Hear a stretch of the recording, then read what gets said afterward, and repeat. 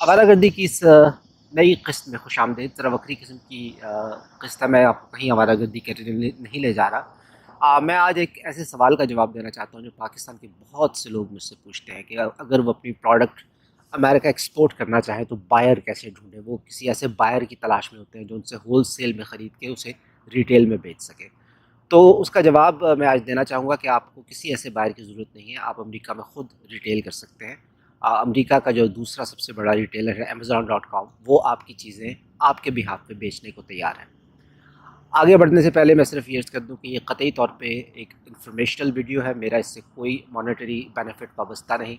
मैं सिर्फ आपको एक मशवरा दे रहा हूँ, उस पर अमल करना या ना करना आपका अपना इख्तियार है।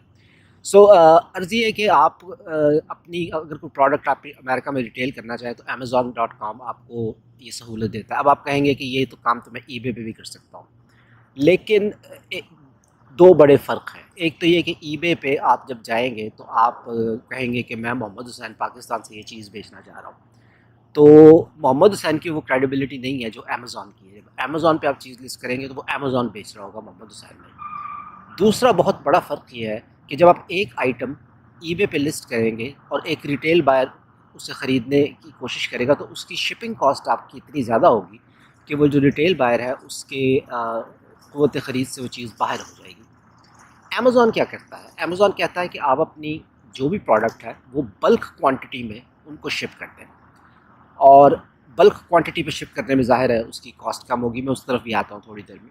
और दूसरा ये कि आपको शिप नहीं करना, अमेज़ॉन पे आपने लिस्ट कर देना है।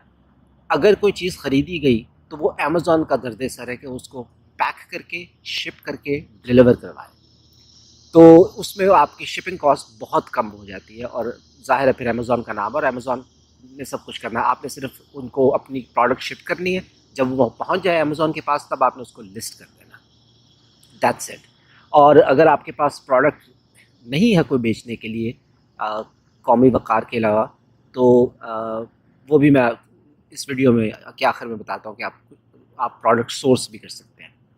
प्रोसेस ये, इसको इस प्रोग्राम का नाम है फुलफिलमेंट बाय अमेज़ॉन, FBA। इसमें होता क्या है कि आप अमेज़ॉन को चीज़ें भेज देते हैं, वो उस पे एक फ़ी होती है, सेलिंग फ़ी, और एक कमीशन होता है, 2 चीज़ें।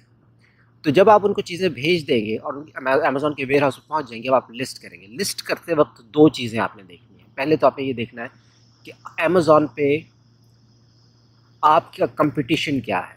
अगर आप फ़र्ज़ करें तौलिए बेच रहे हैं तो तौलिया कितने का बिक रहा है।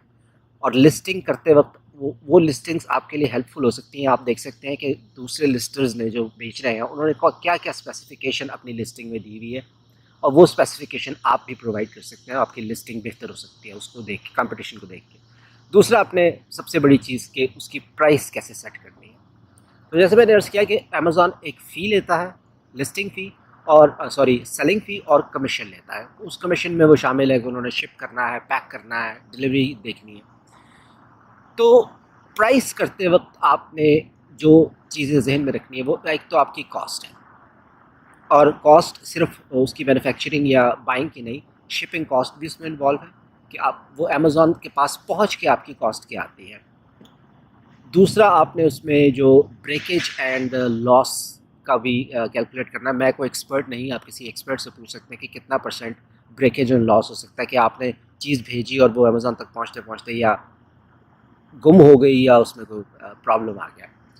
तीसरी आपने जो कॉस्ट जहन में रखनी है वो है रिटर्न कॉस्ट। अमेज़ॉन पे बिकने वाली तकरीबन हर चीज़ एडिबल आइटम्स के अलावा रिटर्नेबल होती है। जो ख़रीदार है वो एक मुअय्यन मुद्दत में वापस कर सकता है। तो वो आपका नुकसान होगा, उस कॉस्ट को भी आपने कैलकुलेट करना है। अब आप कहेंगे कि अमेज़ॉन दोबारा क्यों नहीं बेच सकता, तो हो सकता है कि वो इस पोजीशन में ही ना हो कि उसे दोबारा बेचा जा सकता है। यहाँ जो ख़रीदार है वो चीज़ इस्तेमाल करने के बाद भी वापस कर सकता है कि मुझे पसंद नहीं आई है, तो हो सकता है वो दोबारा बेची भी ना जा सके। तो अब और प्राइस कैलकुलेशन में जो आपने फैक्टर देखना है वो अमेज़ॉन की फ़ी और उसका कमीशन है।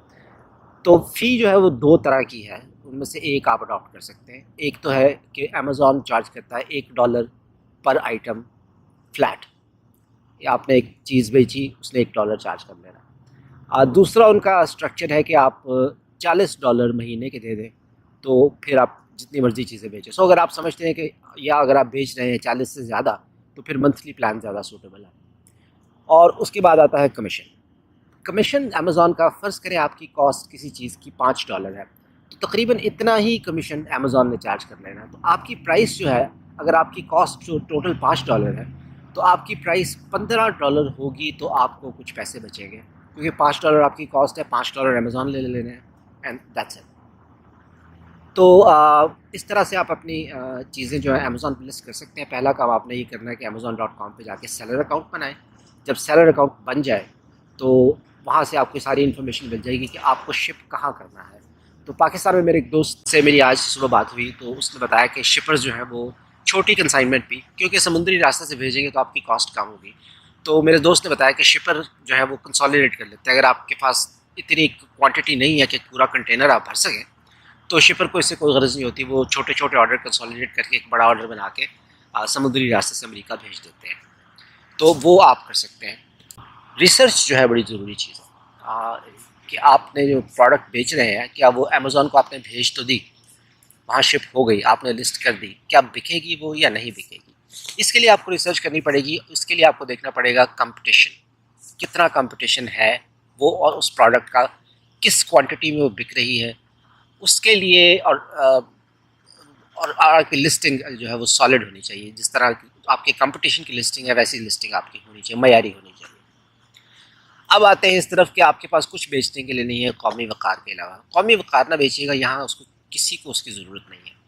तो आप सोर्स कर सकते हैं। चाइना में हज़ारों कंपनीज ऐसी हैं जहाँ से आपको प्रोडक्ट ख़रीद के उनको कह सकते हैं कि वो आपके बिहाफ पे अमेरिका शिप कर दें। उसके लिए दो टूल्स हैं जो बड़े कारगर हैं, और उनमें से एक फ्री है, और वो है अलीबाबा की वेबसाइट alibaba.com।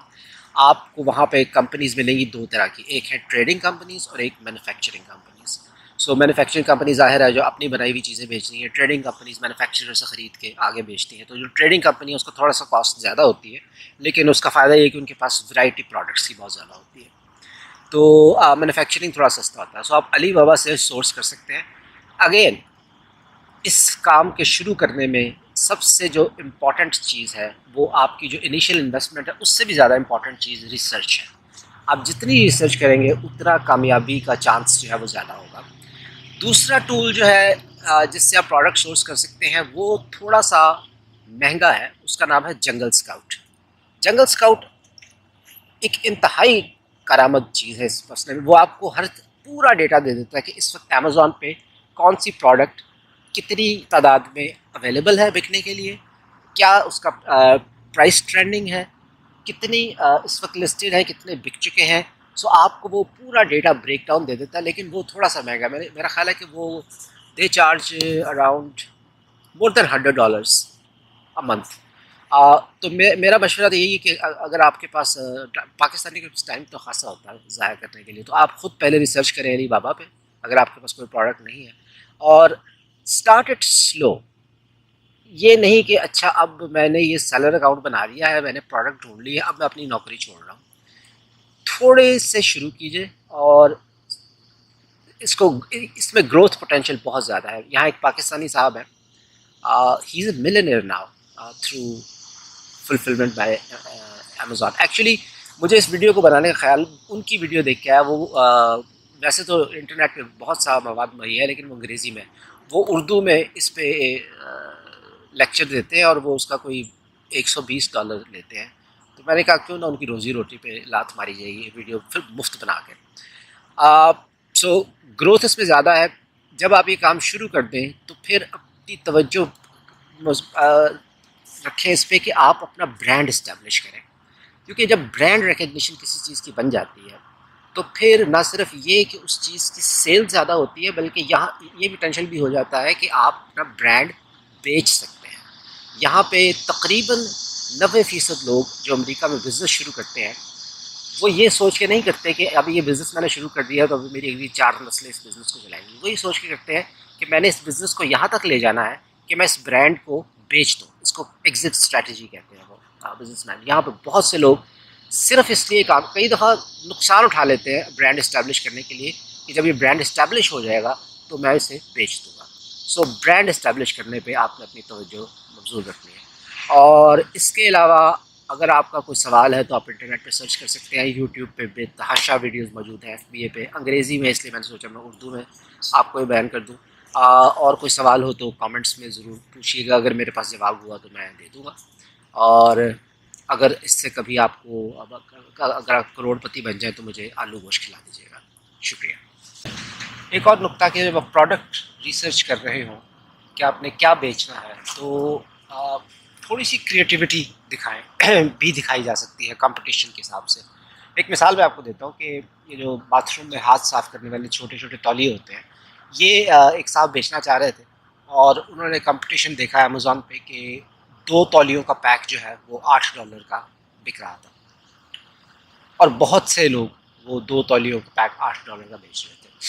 तो उन्होंने ये किया कि उन्होंने हिसाब लगाया कि अगर मैं 3 तौलियों का पैक $2 बढ़ा दूँ तो $10 की प्राइस में मैं बेच सकता हूँ। तो उन्होंने वो 3 तौलियों का पैक $10 में बेचना शुरू किया और उन्होंने उससे 1 साल में तकरीबन $2.5 लाख बनाए।